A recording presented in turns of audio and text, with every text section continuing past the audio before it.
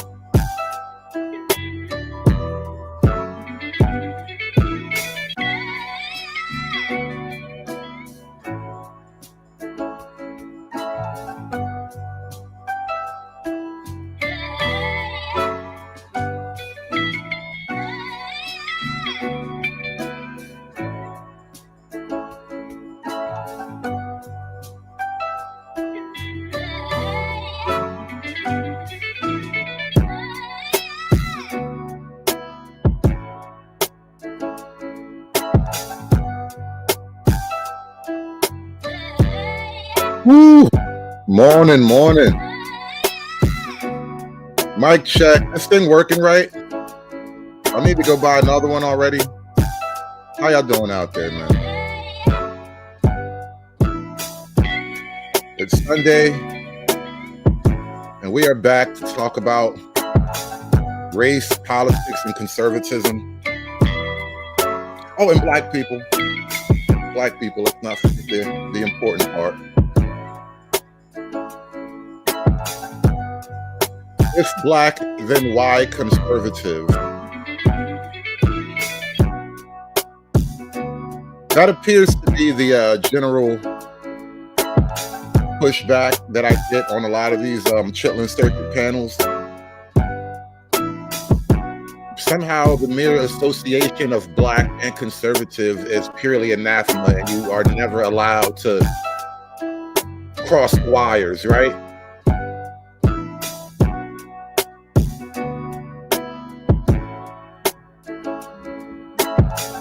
I would like to make an argument that for black people, and frankly for rational, logical, forward-thinking people, for practical people, the basic principles of conservatism are effectively like the most natural order possible.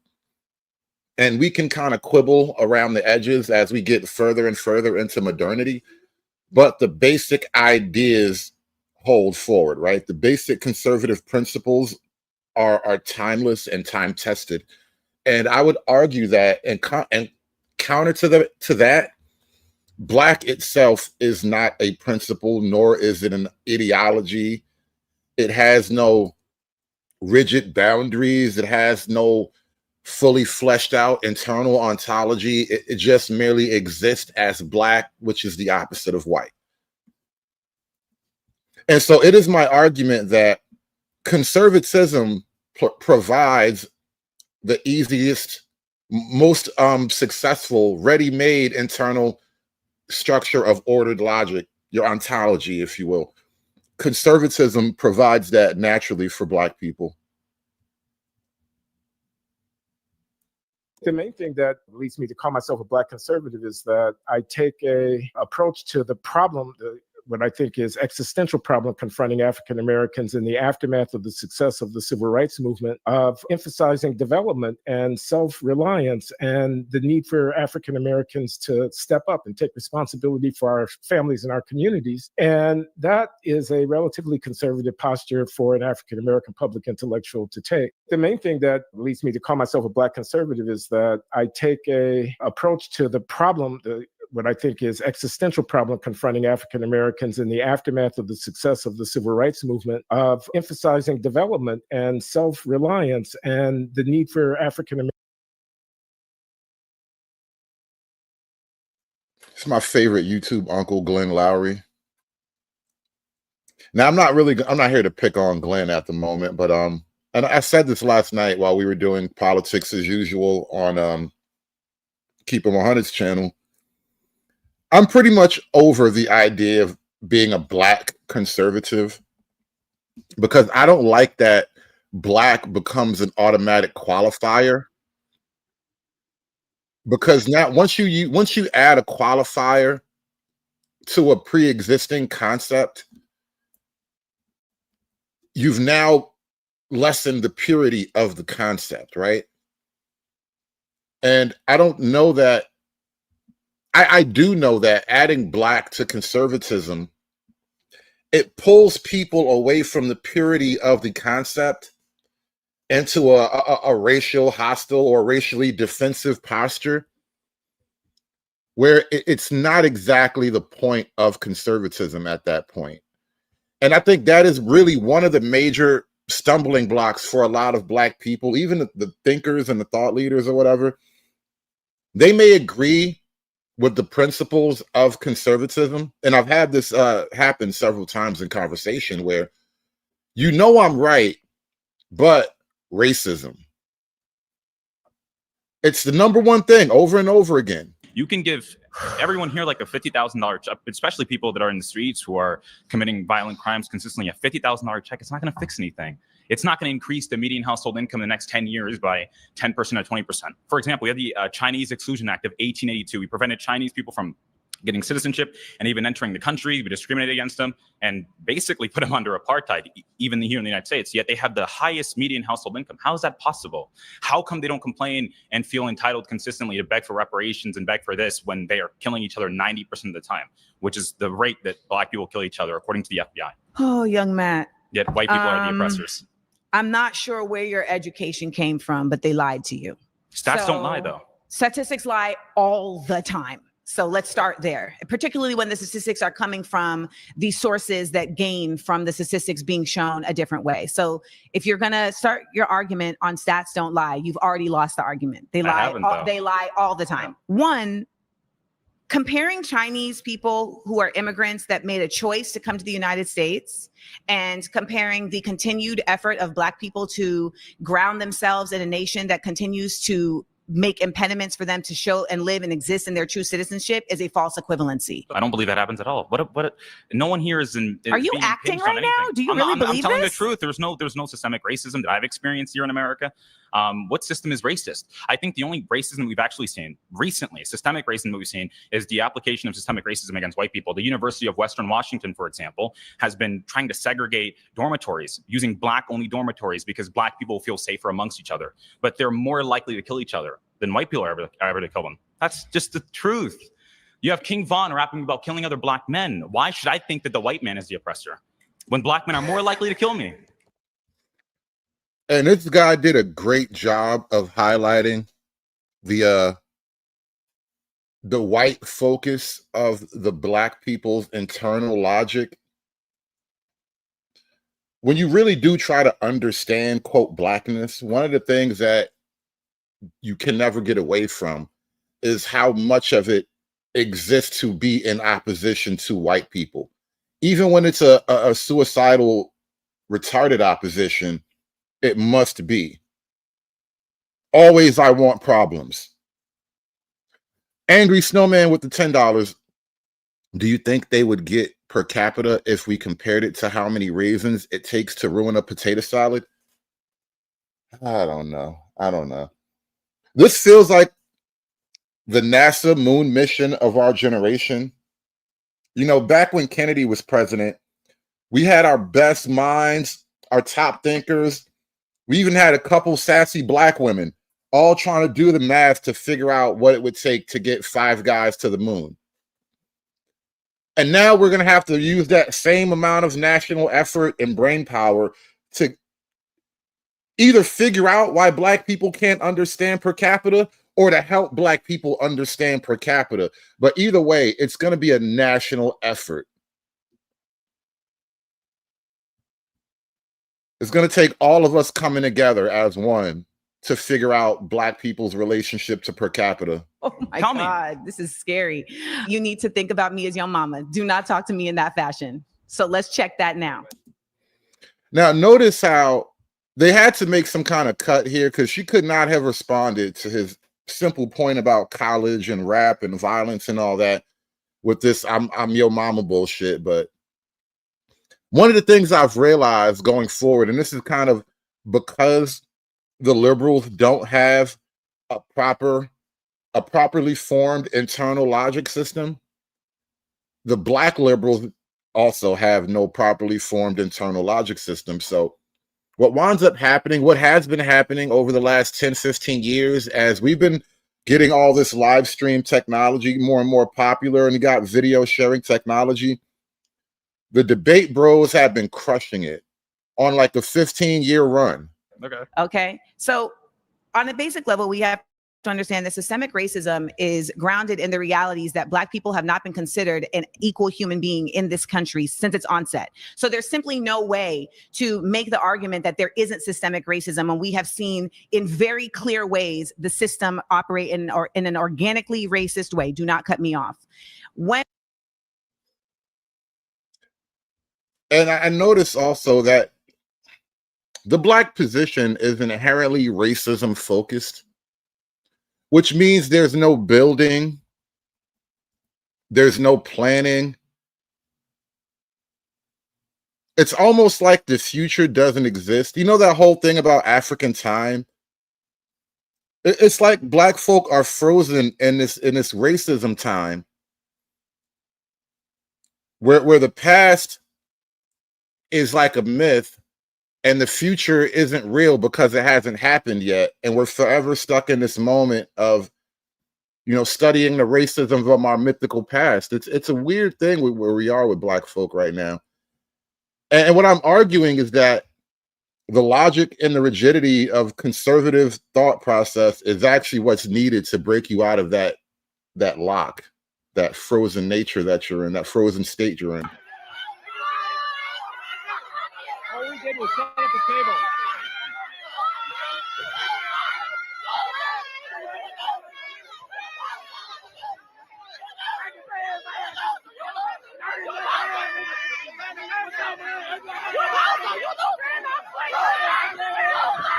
I've never heard of Fearless Tours, but he went onto an HBCU campus and proved that we are incompetent and we cannot sit down and have a civil conversation. All he did was set a table up for 10 minutes and they started doing this. But you want to know what it was? It wasn't the message. It was the color of his skin and his hat. They felt like because a white man with a Make America Great Again hat on came to their campus and set up a table to have open debates, they felt like they had the right to riot, make BLM signs, which they don't even know. They probably don't even know that George Floyd family ain't getting not a drop from them motherfuckers. They don't know that George Floyd put a gun to a pregnant woman's head. They don't know that he was high on fentanyl while actively committing a crime. That's why he died. And I honestly don't blame them college students, bro. It's the motherfucking environments that they grew up in. You gotta think they're in college. Black Lives Matter started 5 years ago, meaning they was in high school when Black Lives Matter was going on. So from as long as they can really politically remember, white man has always been bad. And that's the shit that's gonna keep America in the same spot it is. Keep the black community in the same spot it is. Because when we don't get our way, we wanna riot, do all this hooting and hollering instead of sitting down and talking to one another. You think our ancestors are proud of that shit. And I guarantee you, these stupid motherfuckers probably feel like they did our ancestors a great service. No, our ancestors are rolling over in their fucking graves right now because y'all don't know how to act. Our ancestors didn't act like this. They sat there and they talked with their voices. They wanted to be heard. Y'all don't want to be heard. Y'all just want to start riots and shit, yo. Y'all don't want to sit down and have a conversation with nobody. Like I said, it's not the message that he was trying to send. To sit down and have a civil conversation. They did not like the color of that dude's skin. I don't care. That is pure racism. Let it be the other way around. Y'all be ready to rally through the motherfucking streets all over the United States of America. They said that dude provoked them. What the fuck? Talking about provoke? Dude went there, sat up a table, and sat down to have open debates. What the fuck did he provoke? I know he provoked your stupid ass inability to have a civilized conversation with somebody. Charlie Kirk said people resort to violence when they know they're wrong and they can't accept it. We love talking about white supremacy this, white supremacy that, but what about black supremacy? If this doesn't look like black supremacy to you, I don't know what the fuck is. Let a whole group of white people go through the streets and do this shit and tell me what the hell it is. Doing all this goddamn hooting and hollering like Trump ain't the one who permanently secured funding for HBCUs. Shut the fuck up.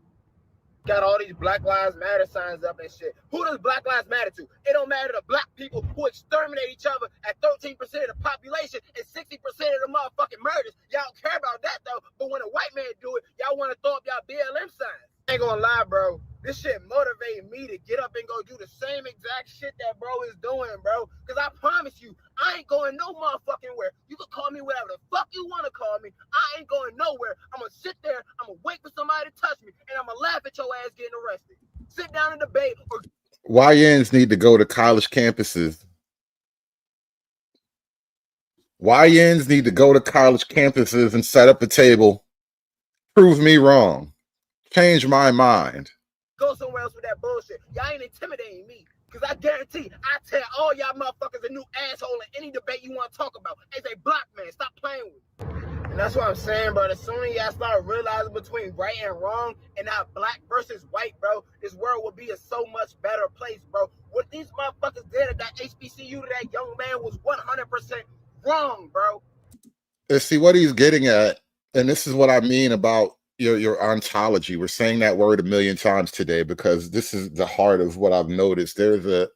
I made this comment namelessly a couple days ago, last time we were talking, and I pointed out to him how the conservative position, faulty and because nothing's perfect, I suppose, but it's well thought out, it's rational, and it's based on intrinsic, timeless principles and ideas. And when I hear the liberals, and especially the black liberals, talk, they don't actually have a fully thought out worldview.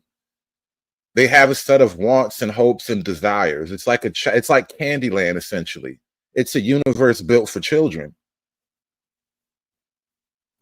This is the United States of America. We got the freedom of speech. Yes, you got your freedom of speech too. But how about we sit down and we both voice our First Amendment right together and we come to a middle ground? No, y'all want to riot. Y'all want to stand with black people if y'all right or wrong, and I hate that shit.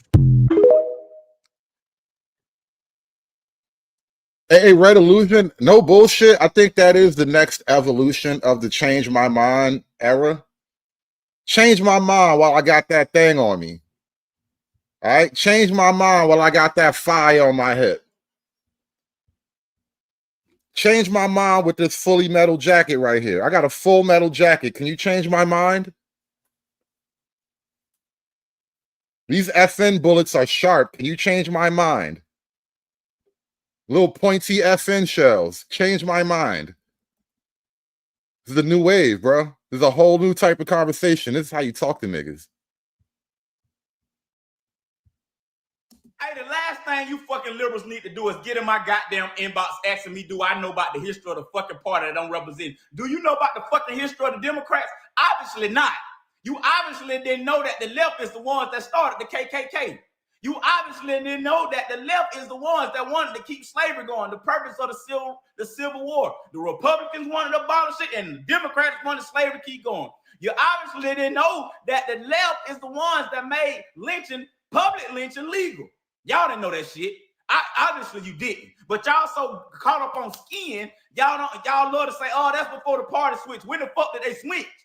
Because Lyndon B. Johnson, his last term was served in 1969, and Lyndon B. Johnson said, it's known that he said, I will have these Negroes, he didn't say black people, he said, I will have these Negroes voting Democrat for the next 200 years.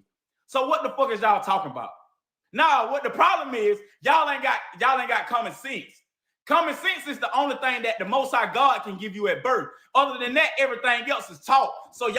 Wasn't that a book?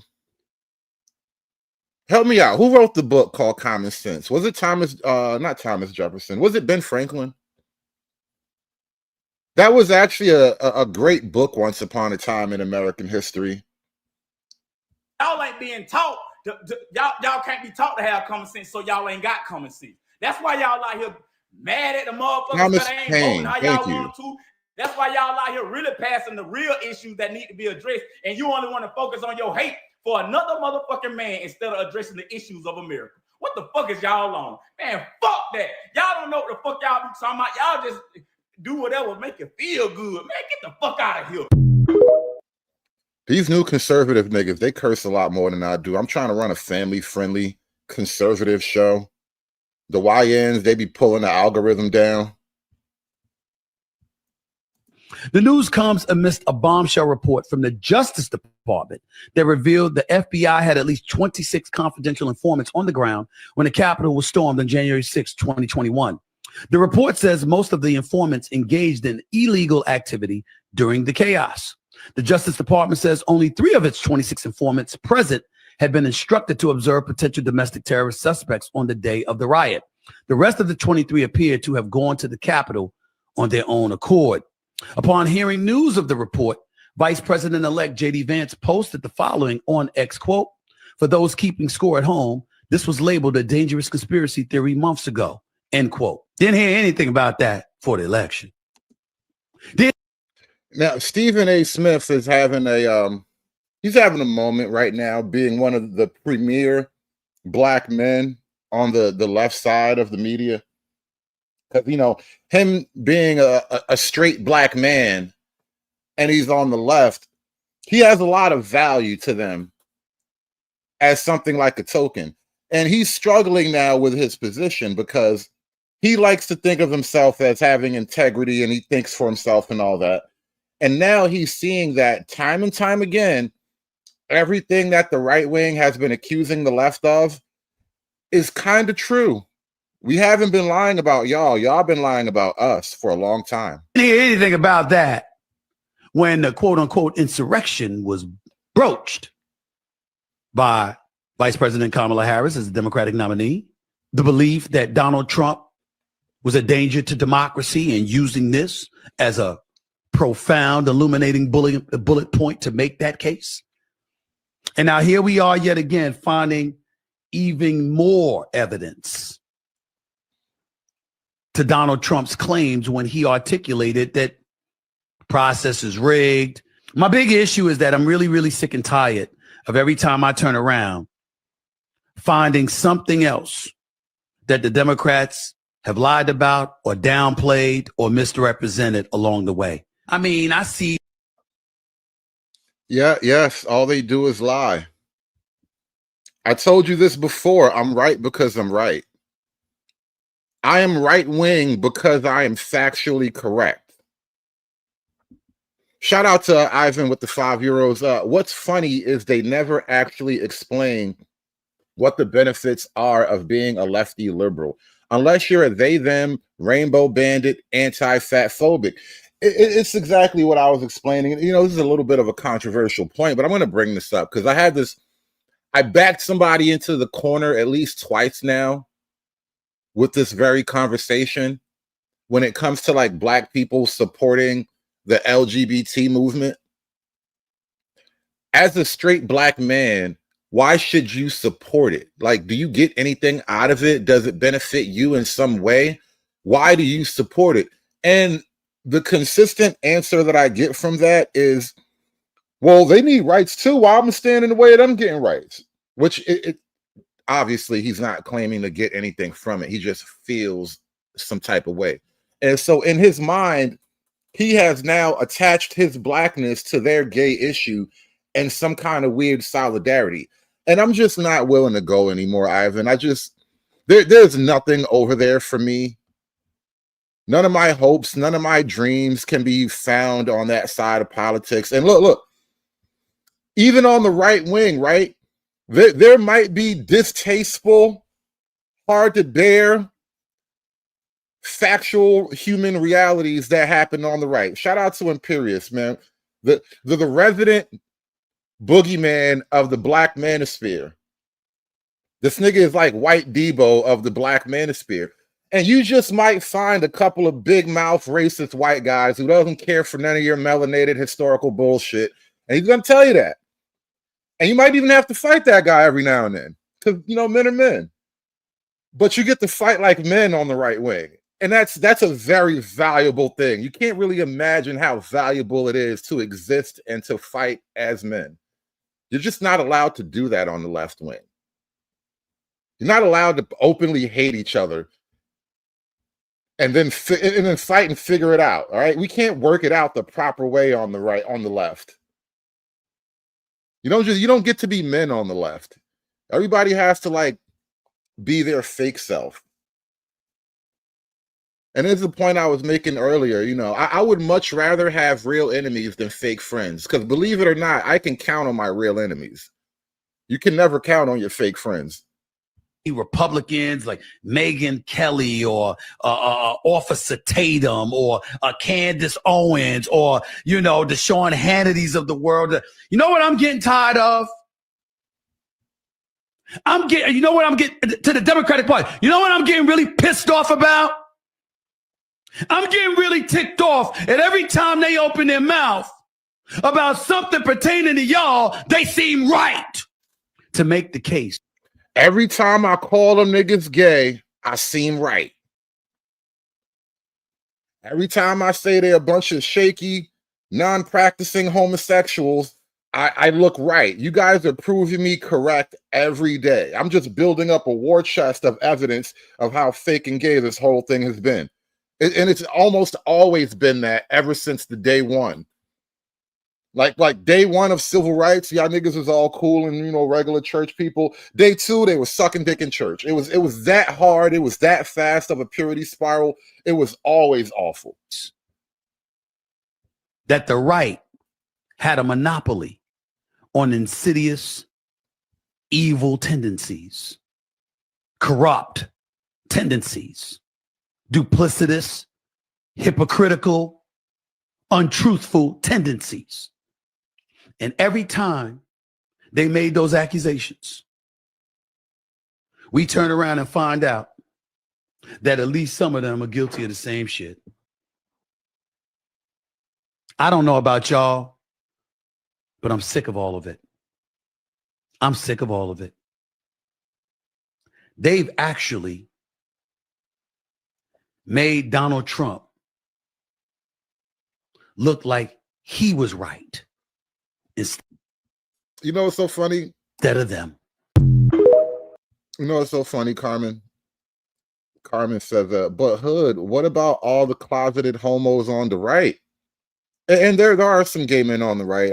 I would hope there are less and less people still in the closet at this point. But, you know, probably true. I will say this, though. The right wing forced Milo out of the closet. No. It's like Milo dropped his gay flag. There's something about right-wing culture that forced a Milo Yiannopoulos, who like used to be married to some nigga. Milo was a gay coal burner. And he said, you know what? I'm not doing this right-wing properly. And I'm going to stop burning coal and I'm going to come back to God. All right. That is the power of the right wing. Now, the nigga's still gay internally, but he's fighting that shit with every fiber of his being right now. Like that nigga is on a lifelong quest to destroy the one gay ring. And I salute that shit. I support him trying his damnness to not be gay no more. Because that is kind of a hilarious reality of the right wing. Like, yeah, there are gay men on the right, and we pressure the fuck out of them to stop sucking dicks, bro. You're making us look bad, all right? You can't do that shit over here. And then not only that, I mean, even when we're just being serious about like homosexuality and whatnot, there are limits to your tolerance and acceptance, even when it comes to that. Like within the right wing, obviously there is a level of tolerance and acceptance. You know, we're not necessarily gonna kick every gay person out the movement, but you're going to have to act really, really, really straight while the cameras are rolling, bro. Now, the other side of the coin has no limits and no breaks whatsoever. They don't believe in chilling things down. They don't believe in, you know, falling back and letting people chill. They keep pushing nonstop on everything. The basic problem we have in America is conservatives think the liberals are insane, and they're not completely wrong. Now, I don't think most liberals are insane, but neither do they make it clear they disapprove of the ones who are, and their cowardice in not marginalizing their own crazies has been their downfall. I couldn't get Neil deGrasse Tyson, a genius scientist and preeminent scientific voice in the media, to agree that it was ridiculous for Scientific American and The Atlantic to be claiming that separating sports by sex doesn't make sense. Shout out to black doctors, y'all. Neil deGrasse Tyson, he is a black doctor. Now, he's like a theoretical doctor. You know, he's a doctor of space things and shit. But, you know, shout out to black science, man. Black science is so fucking gay. Yes, it does. Actually, it makes perfect sense. And it's obvious that it does. And there's a lot of stuff like that on the left. And when conservatives see it, they say, I'm sorry, we're just not going to go along with reinventing society, often pointlessly, even if we have to cancel democracy to do it. That's what they're saying. They see gender as only a construct and sex is assigned at birth, and they say, we're not doing that. You know, Todd City, I'm going to make a prediction. As the conservative movement gains more and more traction in America, gay people will not be adopting children anymore. Doesn't matter if you're right wing, left wing, if you're lesbians, if you're two loving men. Gay people will, under the new conservative Reich, the gays will be allowed to live and work and go frolic off into the sunset, but you're going to leave the fucking children over here, all right? Can't take the kids with you. Transing kids by self-diagnosis with no age limit, no parental notification, and no acknowledgement of social contagion, not doing it. Asylum now covers any reason for anyone to come to America, not doing it. Homelessness is a lifestyle. Natural immunity doesn't count anymore. Whiteness is toxic. Penises in women's prisons. Welcoming the... Let's go back one by one, because there's a reason why I included this clip in particular, because he is listing off, and they call it the culture war. You know, when I came into this content realm, I was accused of being a culture warrior by the nigga from the future. And I'll stand on that shit, because this is a culture that's worth going to war with. You guys are like the Canaanites, and we have to wipe you all out. All right. God said, you got to go, bro. God told me I got to get rid of all of y'all. And so if you want to have a culture war, let's culture war, because these are some ideas worth warring over. No parental notification and no acknowledgement of social contagion. They're transing children in the public school, right? So in the last couple of years, there have been a handful of cases where the teachers are supporting in one way or another a child's secret transition into the opposite gender. That's worth war. Not doing it. Asylum now covers any reason for anyone to come to America. Flooding the country with the world's downtrodden, low IQ, and frankly, criminal-minded is a reason to go to war. Not doing it. Homelessness is a lifestyle. Natural immunity doesn't count. Oh, yeah. The whole scamdemic, it's a shock we didn't get close to some type of civil collapse during that. That was an amazing thing. We failed the test during the scamdemic, by the way. Anymore. Whiteness is toxic. Whiteness? White guys, listen, I'm not going to say it's a reason to go to war, but goddamn it, stop fucking with the white guys, man. You're going to have to give the white guys a break, all right? Let's just say it flat out. You're just going to have to give the white guys a break. You've been fucking with them for like 70 years now, nonstop. Sooner or later, they're just gonna say no to this shit, bro. Sooner or later, it's not gonna go the way you want it to go. They've already started doing the head count. You know what happens after the head count? I remember, true story. I was it was one of these drunk nigga moments, right? Me and my cousin, we was well, it was a bunch of us, but we was out in the hood. We was all drunk and shit. And my cousin, long story short, my cousin gets into a fight with somebody, right? Now we all like know each other. It's not like some strangers just getting into some random shit, but we all know each other, right? But my cousin is like scrapping with this nigga, and it just occurred to me, I'm like, damn, that's my cousin. And the nigga he fighting with, that's his brother, that's his other brother, that's his cousin, that's the other cousin. I did the head count. I'm like, bro, we outnumbered. We about to get mashed on. So I just hooked on the nigga, like, fuck it, let's go. Because I'm not about to get jumped off guard. So once niggas start doing the head count, the next thing is you know, shit goes down. And all I'm saying is they've already started numbers. You know, they've already started doing the logistical part of it. Penises in women's prisons, welcoming the intifada. We're not doing it.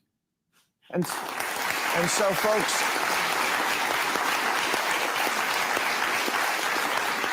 if we are ever going to get back to the old America, that's got to be the Democrats' part of the bargain. Stop coming up with radically new and often terrible ideas, and then in the next breath, insist there be no debate about any of it. And this is the thing, too. There is room for debate in the right wing, meaning that I think I'm right, but I am not so vain and presumptuous that I will just assume that you have nothing to offer. So I'll give you an opportunity to prove that I'm wrong. I would like to be proven wrong from time to time, because if you can prove to me that my thing, whatever I'm talking about today, is wrong, then tomorrow I'll be stronger for having dropped that falsehood. And so you can go through, and this is what makes the right wing better at argumentation and debate and rationale and logic. It's because we kind of put ourselves through the fire as a part of just the culture of being here. It's a very debate-oriented space over here. Shout out to Imperius, by the way, with the $2 super chat. Sharon, the king of sodomy and the lord of the gays. Shout out to the king of sodomy and the lord of the gays. That nigga gay, nigga gay, nigga gay, nigga gay, nigga gay, nigga gay. That if you don't see it right away and go along, you're bad, stupid, and deplorable. As if you were saying, duh, 2 + 2 = 5. Isn't that obvious? Yeah, it's obvious you can't add.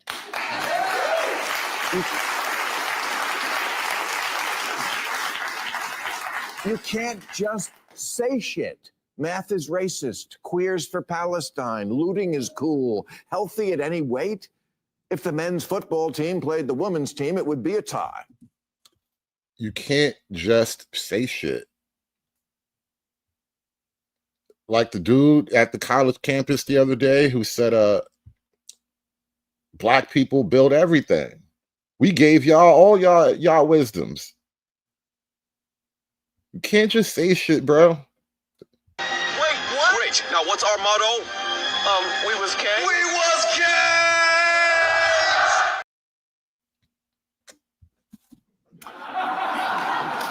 You can't just say shit. I mean, you can, but it doesn't make it true because you're not Harry Potter. And that's my whole joke earlier. The left wing really has created a Candyland universe to live in. It's a reality for children. It's not a reality for rational thinking adults who have to be grounded in something tangible and real.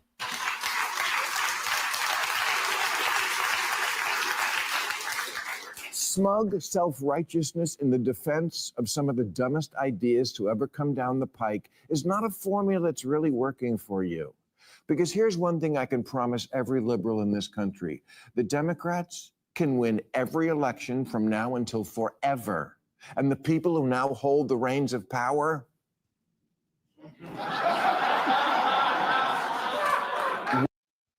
will not give a shit and will not give it back if they think you're still nutty. And he wasn't done there. Bill Maher is really upset at the Democrats. Actually, no, that's the same clip. There was something else I wanted to jump into here. All right, you know what? Let's go here. Let's go here because I'm not sure who this guy is, but he's listed as he's listed as a black conservative, which is, you know, you're ruining the brand. I don't like the idea of a quote black conservative because black becomes a nonsensical qualifier. And then you're forced into nonsensical argumentation now for the sake of your blackness, right? Conservative goes out the window now. Everywhere you find a successful white person, there was a black person who also in many ways was benefiting, but who basically threw them the alley-oop. Black people have been throwing your people alley-oops since 500-600 years ago. We brought those slaves to the coast, so all you had to do was load them up and take them to wherever you want them to go. That's called an alley-oop. To sum it up, white people feel and recognize a certain level of inferiority to black people. You guys understand that? No, I'm telling you. You guys understand that? Who is this guy? Anybody know this guy's name? And why is he being called the black conservative? And so, you know, if you go up against a black person head to head, 9 times out of 10, you're probably not going to win for whatever reason. Maybe it's just comfort. Maybe it's like white fragility, as they call it. But so what you do is you manipulate situations to get a advantage. Or like before 1810, Britain outlawed slavery and said, if you get caught moving slaves, we're going to destroy your ships. Well, guess what? You're welcome. The Americans, and I use sports. I mean, really, no, thank you. You know, shout out to the Queen, by the way. Queen was a real bitch for that. She was cooking when she did that shit, bro. Anything we do, we kind of rise to the top. I mean, damn, look at the UFC. Look at anything. And there's a reason for that. So you guys now say, we're not going to compete equally with them. 183,000 African-American troops served in the Civil War. The North could not have won without those black, well, they were African, and they weren't even Americans yet. You know, it's weird watching white people watch black people. I know it's crazy for me to say that, but like I am like the watcher, bro. I am a people watcher. I am an astute observer of the human condition. And they're watching him almost in awe of his stupidity. Yeah. Are you familiar with the uncanny valley concept? Where it's like this thing looks like real. It's like a real person, but he's not. They're looking at him like he's not quite a real person. Look at how No Jumper guy is looking at him like he's studying this guy right now. He's like, this guy can't be real. I'm getting punked right now. Soldiers. Even Lincoln admitted to that. What's the other guy's name? I'm already mad at black people. Ulysses Grant. No, Ulysses Grant admitted to that. Ulysses S. Grant admitted to that. Yeah. Those black battalions were a crucial part of the North maintaining the Union and submitting the Confederacy. I mean, can we all agree that the state of affairs currently, where you have, you know, a black person who does something antisocial, like in this case, a murder, and then raises $1 million from black people who basically completely ignore the realities of the situation, but want to get behind somebody who's part of their tribe, and then white people doing the same thing in reaction by supporting somebody like Shiloh Hendricks? This is not a tenable state of affairs, and this isn't something that should be encouraged. White people started that, actually. How did that go? White people started that? Amazing. You only started paying attention to it with the recent events. Dylan Roof had a GoFundMe, bro. Let me give you some names.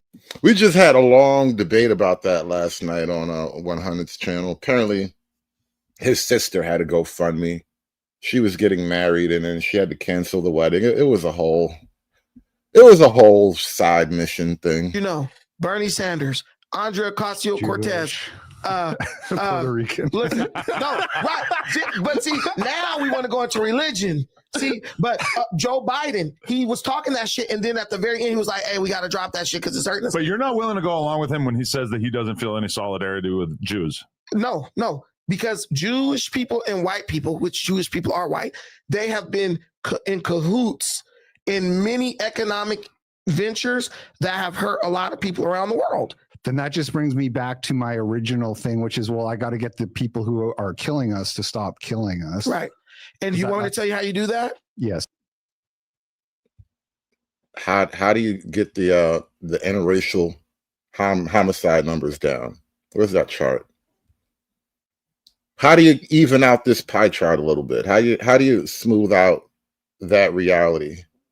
Like, all right, if you look at this here, 24 to 25 interracial homicide victims, all right, 2024 to 25, the majority of them are white. Okay, the majority of the interracial homicide victims are white.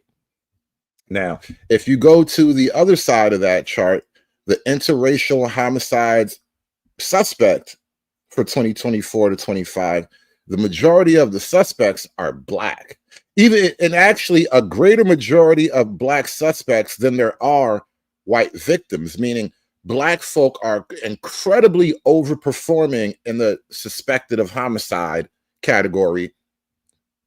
And you could only infer that a large amount of these black people suspected of homicide are actually responsible for a large amount of the white people who are victims of homicide, right? And so now the question on the table is, how do you fix that? Please stop stripping parents of their power to discipline their children. That's all this is rooted in.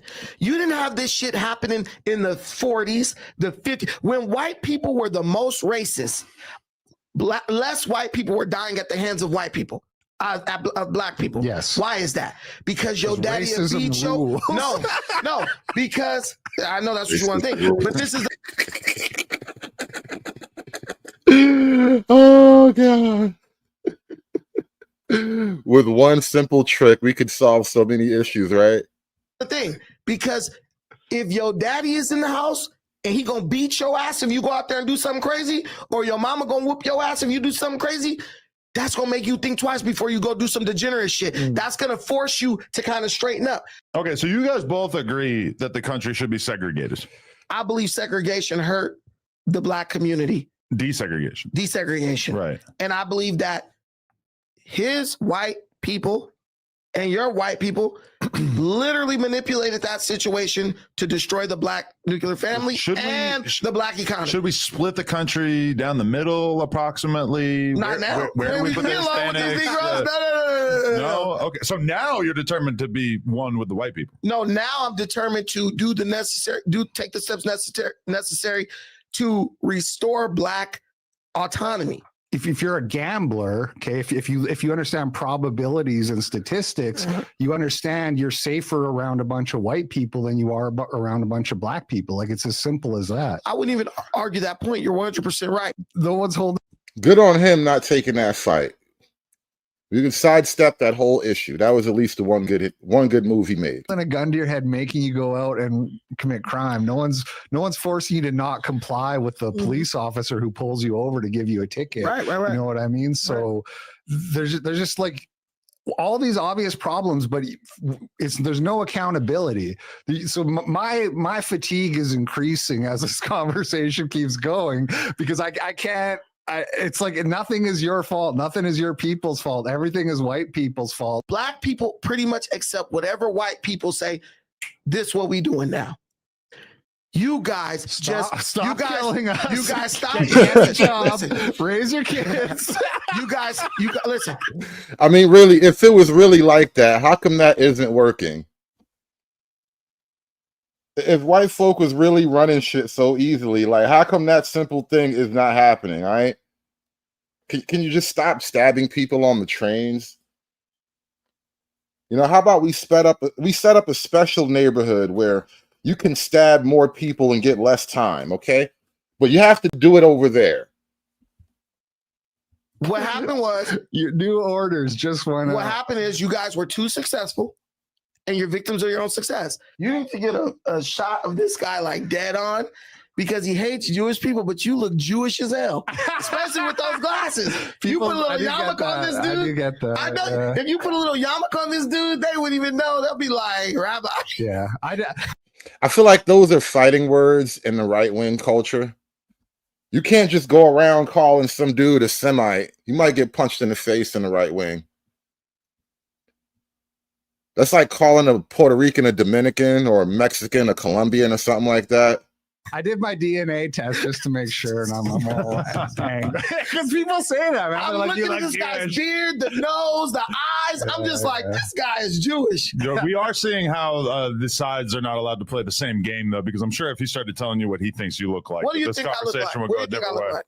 I don't know. A fridge? Now, all right. Enough of these guys. I want to actually jump over to something a bit more serious now. Let's stop being funny. Let's get back to conservatism. Because the question on the table is still, if black, then why conservative, right? Because I put this out here in the form of a logic theorem. Some of you guys might recognize the structure of that. And I think it needs to be a logic theorem. It needs to be a logical approach, right? And that's why I wanted to get to a concise, logical argumentation for the entire position and try to wrap it around or understand if it can be applied to black people, if a black person can adopt it regardless of his level of melanin devotion or however he loves his mama. Does it make sense to you or not? Actually mean to be a conservative? It seems like a lot of people don't actually have the answer to this question. Does it mean you support small government, low taxes and gun rights perhaps? Or is it something deeper and more foundational? I'm Vince Dow, and today we're going to address the true virtues of a conservative as understood by historical conservative thinkers like Edmund Burke, Russell Kirk, and others. But before we begin, be sure to leave a like on this video and subscribe to advance our project for authentic right-wing ideas. So the tenets of conservatism have been debated and evolved throughout history, but one central theme is true. Conservatism is about the conservation of some form of a traditional order. After all, it's in the name. Conservatism, properly understood, is simply that which conserves the traditional American nation.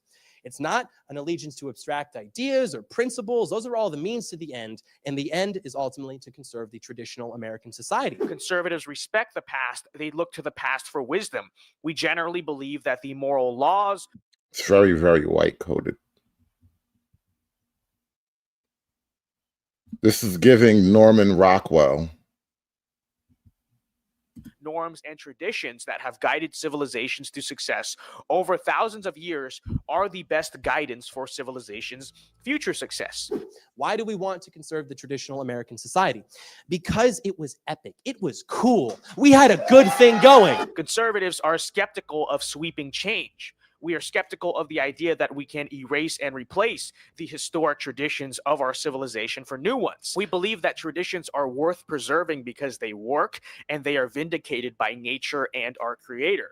By this understanding, we find that American conservatism runs deeper than simply being in favor of guns, limited government, or even the Constitution as a document. An American conservative holistically subscribes to the political, cultural, social, and religious norms that built American civilization. Our channel plans to spend a lot of time detailing how this effort to conserve tradition can translate into concrete policy, but this video will primarily address the foundational philosophy of a conservative. In his famous book, The Conservative Mind, the late paleoconservative writer Russell Kirk writes that, quote, "The essence of social conservatism is the preservation of the ancient moral traditions of humanity." Kirk. You know, right illusion, that's an interesting point. And it's true. I did just jump out there and say it's very white-coded. You know what I was thinking about?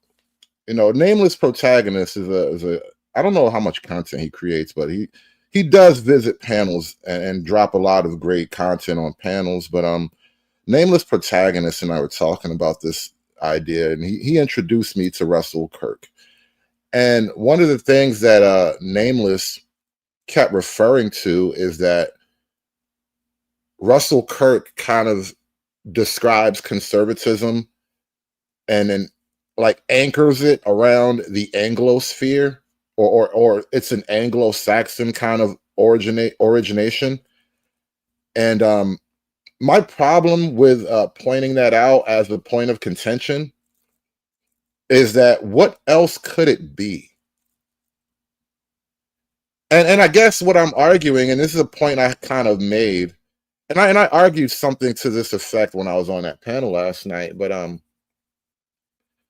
the American tradition, and therefore the conservative position in regards to the American tradition, is absolutely an extension of Western civilization. America is basically the peak. We are the bleeding edge of Western civilization.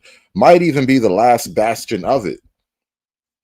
And to be conservative is to attempt to conserve not only America, but in concept, in essence, Western civilization. And white folk created Western civilization. There's no separating those two pillars, right? There's Western civilization, which was created by white European people for the most part. Goes deeper to explain how I mean, this entirely, translates to rather, what he not even calls this part. the 6 canons of conservative thought, which we will go over. Firstly, Kirk argues that conservatives believe in a transcendent order that rules society and conscience. This is essentially a rejection of the liberal idea that man exists in a bubble.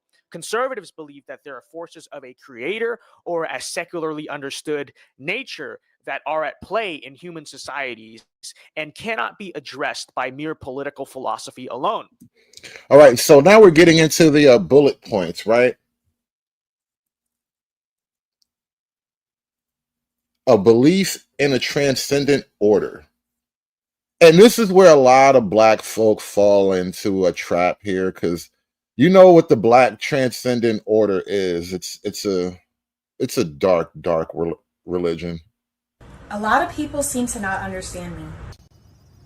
Science proves that the black woman is God. We're not just saying that. And the black and Latino woman, they manifested themselves out of dark matter energy. All right. I believe the black woman is God. Black woman, God. I don't believe God, no man. I believe God, a black woman. The black woman is God. But my number one subject matter is the black woman is God. That's first and foremost. Black woman is God. The black woman is still God. You're God, black woman. The black woman is God. She is the creator. She is the sustainer. She is the provider. She is the first teacher of the children. She is everything to the black race. But don't get it wrong. I am still a white man's whore. So yeah, the transcendent order. Black folk got to work on that. Quoting him directly, Kirk says that, quote, political problems at bottom are religious and moral problems.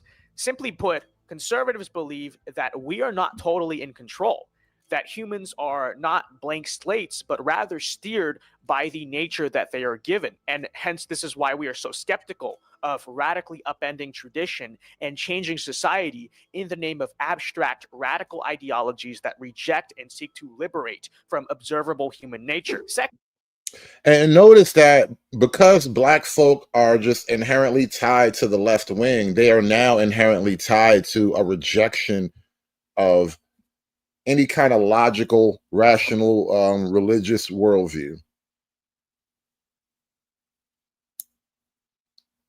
And then there's all the rainbow transgender stuff to go along with that. Secondly, Kirk lists what he calls the affection for the mystery of human existence, or more easily understood, the belief that life is valuable in itself, that life is good, and that life is worth living. You often hear pro-lifers talk about the sanctity of human life. Well, this is foundationally where that statement comes from. The conservative stance on life exists in opposition to the utilitarian beliefs of the radical systems, which do not value human life in of itself outside of its service to a state, a regime, an ideology, or an idea. This is why not only is life itself valuable, it's valuable in its uniqueness unto itself, right? And that's why on the right wing, as a conservative, I think it's a particular type of evil that must have been at the heart of why are there so many Somalians in Minnesota, which, you know, used to be Viking country. Minnesota Vikings, like we had a huge Norwegian population settle in that part of the country.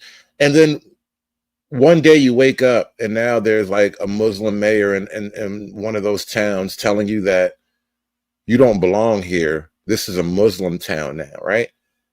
And so what I realize is that not only does the left not respect the actual differences of individual groups of people, they play them against each other for a darker purpose, so that we can now clash and collide for the left wing's ultimate political benefit. conservatives oppose things like abortion, euthanasia, or the killing of the innocent, even if those lives are not of immediate utilitarian purpose to an ideology or a society.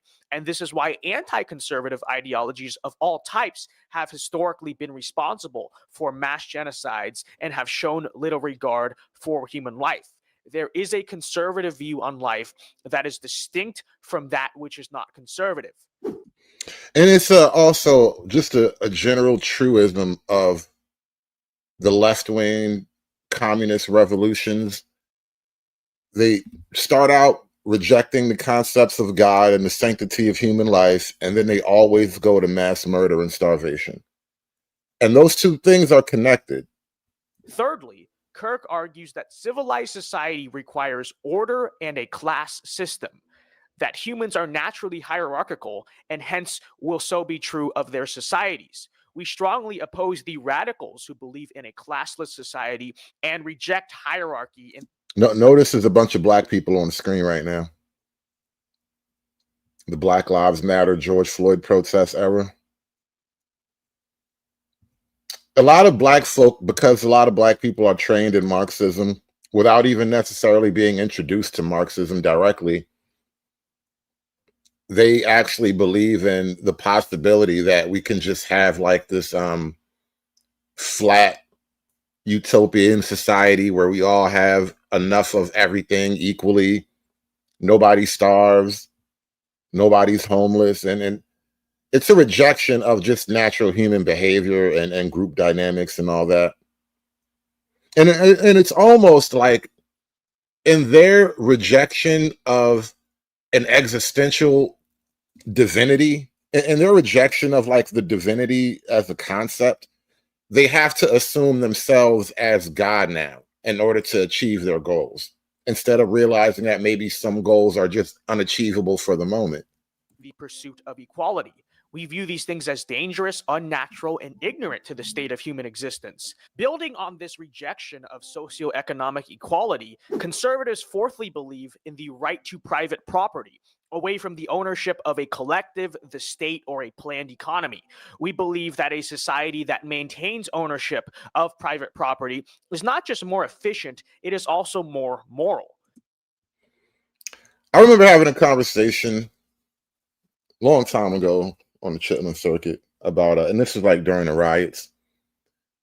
And this guy attempted to convince me that it was wrong to use lethal force to defend your property. Because in essence, we're having a conversation about property rights and how even though you have the right to your property, somehow the person who was stealing your property, his life is worth more than your property. Therefore, you don't have the right to use lethal force to defend your property, which means effectively you just have to take the L because his life is valuable. And I'm like, no, that's just not going to work. He forfeits his life when he steals your property. That's the only way to make that work. Fifth, Kirk argues for, quote, faith in prescription and distrust of sophists, calculators, and economists who would reconstruct society upon abstract designs. Belief in the conventional, not the abstract. You know, when we were talking about the pilot thing, we're keeping 100 the other day, I believe I can fly. I kind of got to a point where if you accept that mathematically, there just will be more white pilots there, but somehow you are unhappy with the total number of white pilots and you want there to be more black pilots, what's a number that you would be happy with? And he couldn't give me a number. And I'm like, well, it's kind of important, because if you don't actually have a number, it's like you're just unhappy, but you don't actually know what you want.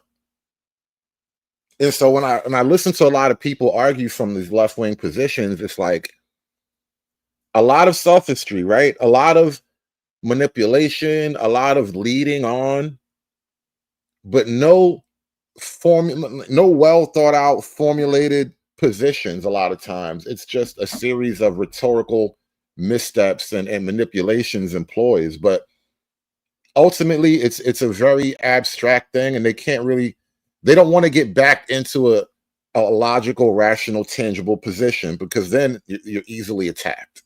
This is again to say that conservatives are distrustful of abstract, unproven theories and are more so concerned with that which has proven to work and prefer to stick with what has proven to work. Lastly, Kirk simply states that conservatives are skeptical of radical change. While society will naturally alter over time, a conservative uses prudence in guiding the progression of that society. Whereas liberals are quick to radically alter society, its norms, and its customs, conservatives exercise patience, caution, and discernment, often seeking to conserve as much of traditional society as is possible alongside the natural progression of that society. So there you have it.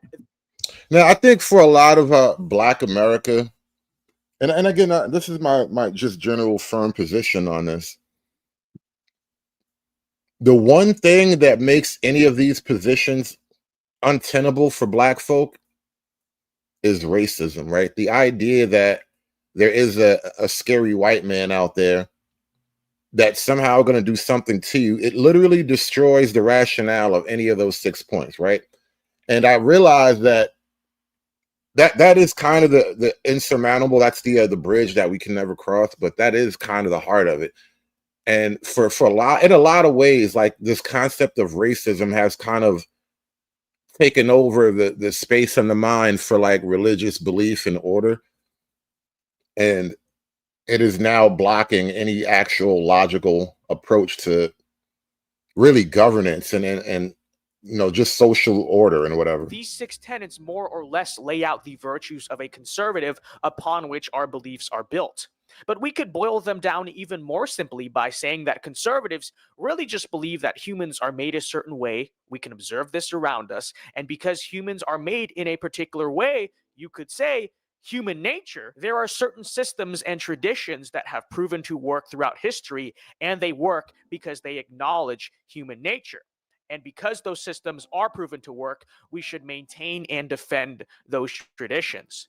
Conservatives should be able to articulate.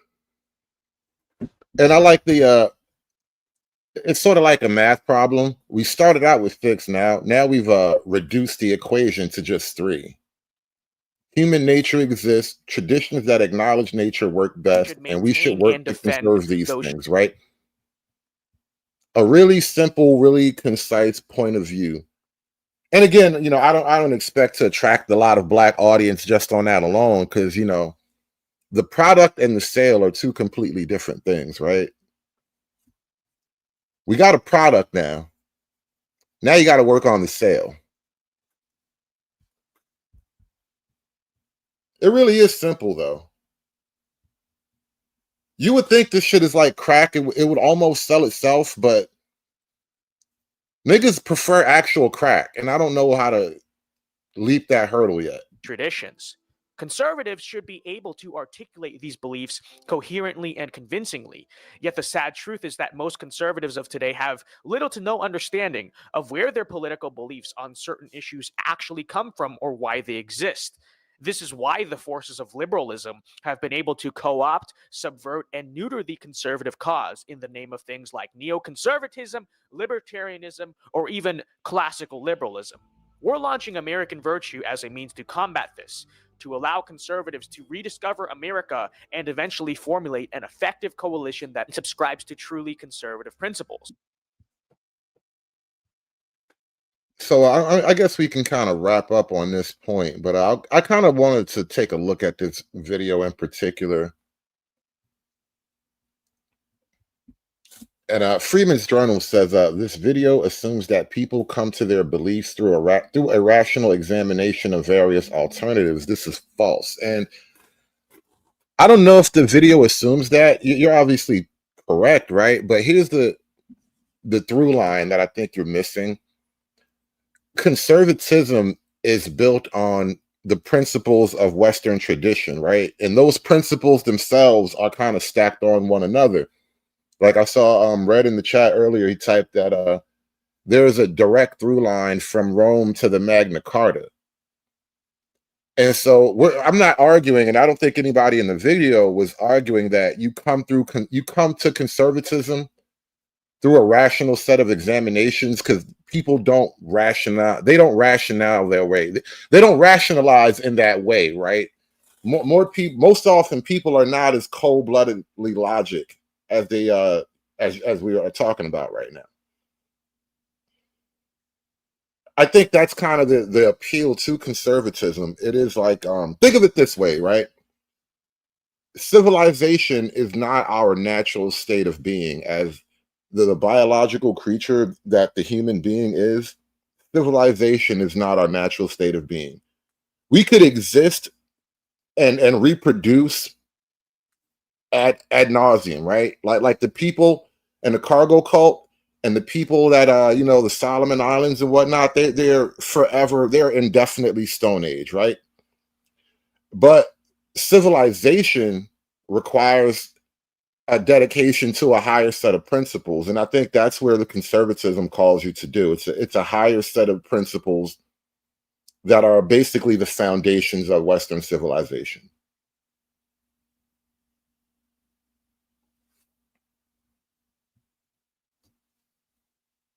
I think that is assumed because the video stated conservatives should be able to articulate their ideas, as in, if they can, they will change minds. This is false. Now, that's absolutely true. And that's what I was saying at the end of it, where I said, there's the product and then there's the sale, right?